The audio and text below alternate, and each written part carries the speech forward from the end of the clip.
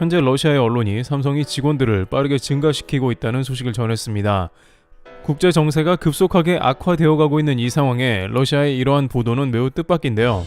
물론 러시아에서 최근 계속해서 한국 기업에 대한 희망에 찬 뉴스를 내보내고 있었습니다만 한국 기업들은 그에 대해서 러시아가 한국 기업을 사랑하고 빨리 복귀하기 원해서 그런 것 같다면서 근거가 없는 이야기라는 의견을 지속적으로 내보내고 있었습니다만 이번에는 다르다는데요.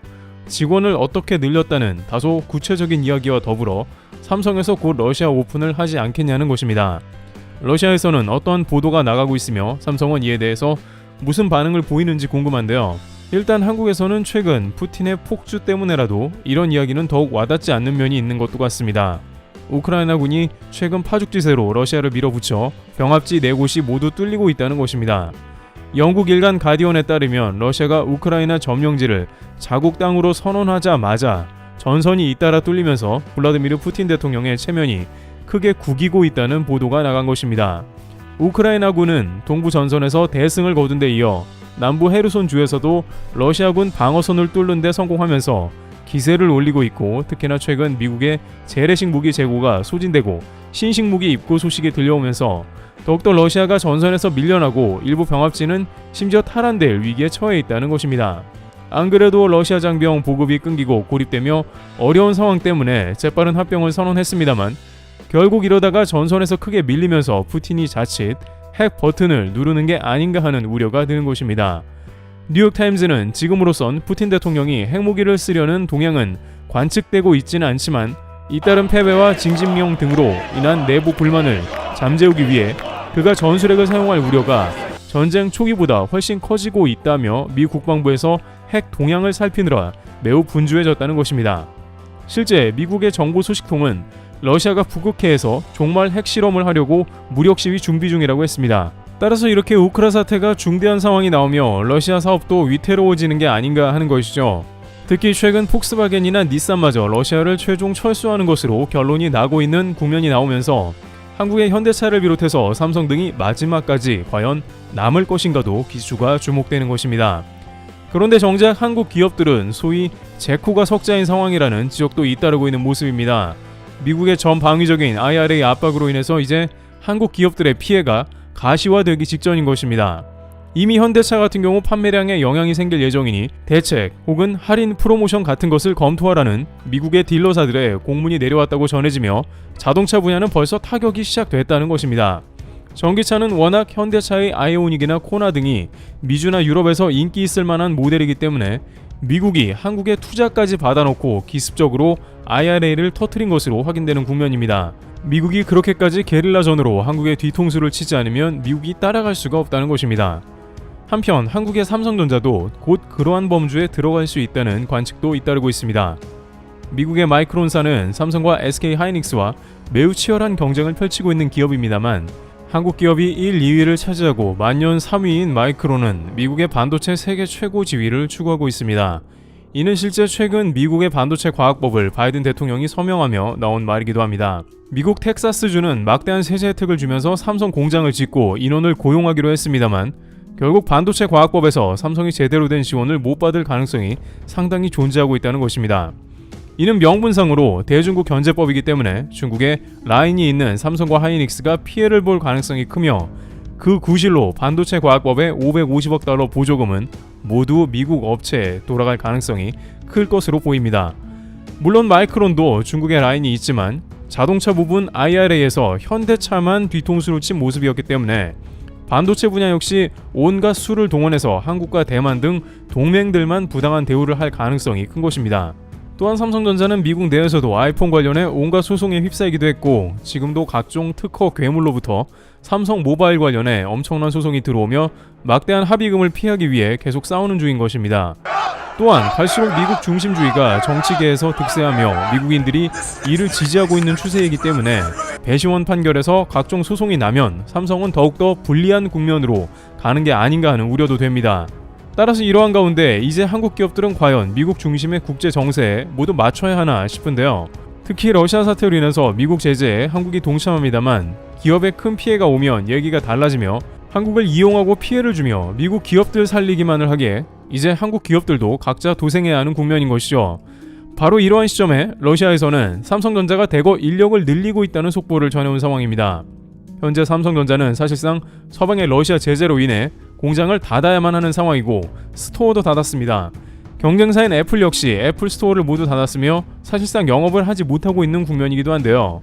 따라서 더 이상 직원 추가는커녕 오히려 정리해고를 하면서 러시아 시장을 최종 정리를 해야 하거나 아니면 대폭 사업 규모를 축소하고 전쟁이 끝나기를 기다려야 하는 국면이 아니냐는 것입니다. 물론 러시아에서는 희망이 담긴 뉴스를 그간 수차례 내보이며 삼성을 찾는 모습이 지속되었습니다. 로이터 통신에 따르면 삼성전자가 10월에 오픈한다고 러시아의 매체들이 지속적으로 관련 뉴스를 내보낸 것인데 이에 대해 삼성에서는 사실 무근이며 관련 뉴스에 대해 말을 아끼는 모습을 보여왔던 것입니다. 그런데 이번에는 이러한 차원의 뉴스가 아니라 최근 러시아의 구체적인 정황을 실은 소식이 나온 것인데요. 러시아 매체에 따르면 삼성이 이해할 수 없는 행동을 시작했다며 고용을 빠르게 늘렸다는 것입니다. 러시아 뉴스 포럼이라는 매체는 최근 삼성은 철수하는 외국 기업 경쟁사에 직원 채용을 시작했다는 것입니다. 실제 지난 9월 초 스웨덴의 가전기업 일렉트로룩스는 러시아에서 완전한 철수를 결정한 상황입니다. 그런데 삼성은 비밀리에 헤드헌터 등을 통해서 이 업체의 인력을 삼성 측에 고용했다는 것입니다. 러시아 매체는 이해할 수 없다고 하면서 삼성이 지난 3월 제품 입고와 판매를 중단한 상황이며 사업이 중지된 지 6개월이 넘었는데 이렇게 새로운 인원을 왜 충원하냐고 질문했습니다. 그런데 이 이유에 대해서 일렉트로룩스의 직원은 대부분 영업 관리자라고 매체는 밝혔는데요. 이는 대형 가전 분야 사업의 개발 전문가로 러시아 시장의 확대를 위한 의미 같다는 것입니다. 즉 삼성은 곧 러시아 시장에 진입을 준비하며 복귀하는 게 아닌가 하는 의견인 것입니다. 실제로 삼성이 이렇게 준비하는 이유로 매체는 러시아인들이 삼성 외에는 대체제가 없다면서 아직까지도 삼성 제품을 원하고 있는 것이 너무 명확하기 때문에 삼성도 움직인다는 것입니다. 현재 러시아 모바일은 샤오미와 화웨이가 시장 점유율을 빠르게 잠식하고 있는 상황입니다. 그러나 러시아인들은 막상 사용해보니 불만족스럽고 여러가지 소프트웨어도 수준이 떨어졌다는 것입니다. 따라서 많은 소비자들은 갤럭시4는 대체 불가라고 불만의 목소리가 계속 터져나온다는 것이죠. 러시아 당국은 안 그래도 전쟁 때문에 흉흉해 불만이 많다며 삼성폰의 병행 수입을 허가하기도 했습니다. 그러나 이러한 조치를 해봤자 근본적으로 러시아 제재가 풀리지 않으면 중국의 시장을 빼앗기게 되는 것입니다. 러시아의 핸드폰과 세탁기 등에서 삼성의 점유율은 계속 하락하고 있는 상황이 뚜렷하게 목격됩니다. 따라서 아무리 러시아 국민들이 삼성이 대체 불가라고 얘기하지만 이런 생각은 곧 바뀔 수도 있습니다. 그들도 이제 포기하고 중국 제품에 적응해버리면 점점 삼성은 시장에서 잊혀지게 되는 것입니다. 삼성은 서방의 제재 때문에 어쩔 수 없이 러시아 시장을 그냥 날려버리게 되는 위기에 처하는 억울한 상황이죠. 한국 자체는 러시아와 관계도 좋고 뒤틀어질 게 없으며 지금도 러시아는 한국인 무비자 입국을 허가합니다. 대부분 서방의 외교관들조차 러시아 입국이 어렵지만 한국은 비우호 국가로 분류되어도 혜택을 주는 것이죠. 따라서 일각에서는 삼성이 더 이상 중국의 시장 점유율을 빼앗길 수 없다는 판단을 한 게 아니냐는 의견이 나옵니다. 뭔가 한국 기업들도 준비를 시작하면서 전쟁이 끝나자마자 곧바로 시장에 투입될 준비를 하고 있다는 것입니다. 또한 이러한 뉴스가 전해지자 러시아에서는 뜻밖의 삼성에 또 한 번 감동했다는 의견도 나오는데요. 왜냐하면 스웨덴의 일렉트로룩스가 철수하면서 대량의 실업자가 발생하는 국면이라는 것인데 삼성은 그들을 삼성에 고용시켜서 일자리를 지켜주고 오히려 직원들이 늘어나고 있다는 것입니다.